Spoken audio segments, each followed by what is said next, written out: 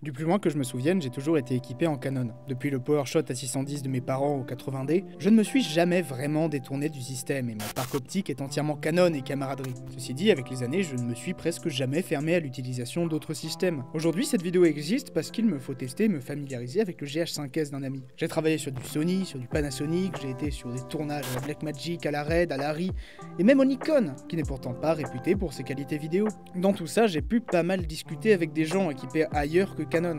Des gens très bien, très compétents pour la plupart, mais malheureusement tout le monde n'est pas un bisounours super trop fort. Il y a une certaine catégorie de gens qui me débectent. Vous avez déjà croisé des utilisateurs de Sony? Non mais je juge pas, parce que si je commençais à juger... Non, faut être franc, Sony fait de bonnes caméras.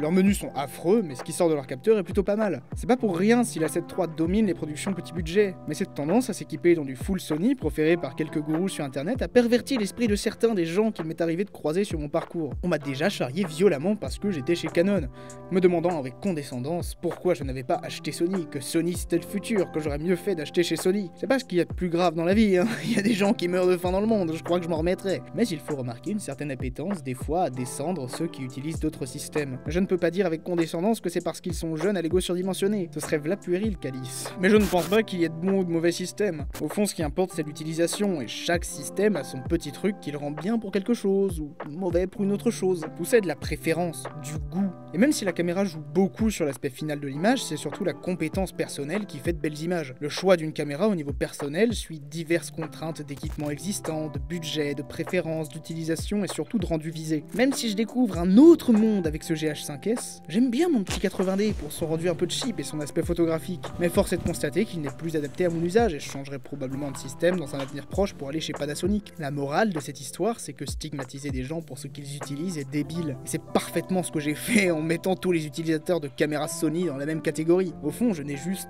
sans doute, pas croiser que les bonnes personnes. Et il existe tout un tas de gens bien qui travaillent avec Sony. On croisait le même genre de fanboy chez Canon il y a quelques années, donc au fond, tu vois que l'attachement à une marque est futile. Ce qui importe, c'est la création, ce que tu peux tirer de ta machine avant la marque du constructeur de celle-ci en elle-même. Donc si vous vous disiez je suis chez Sony parce qu'une personne m'a dit que Sony c'était le futur, non, pas comme ça que ça marche. Ça se trouve, c'est pas adapté à ce que tu veux. Ça se trouve, c'est adapté, c'est très bien, tu vois, mais tu le découvriras, je pense, j'espère. Rien de certain. Mais voilà, n'hésitez pas à me dire ce que vous en avez pensé et à mettre en commentaire sur quelle caméra vous êtes équipé, l'histoire de voir, et de pouvoir faire des commentaires aussi. Sur ce, je range mon ton moralisateur et je m'en vais travailler vers le loin. Ah, ciao, bonsoir.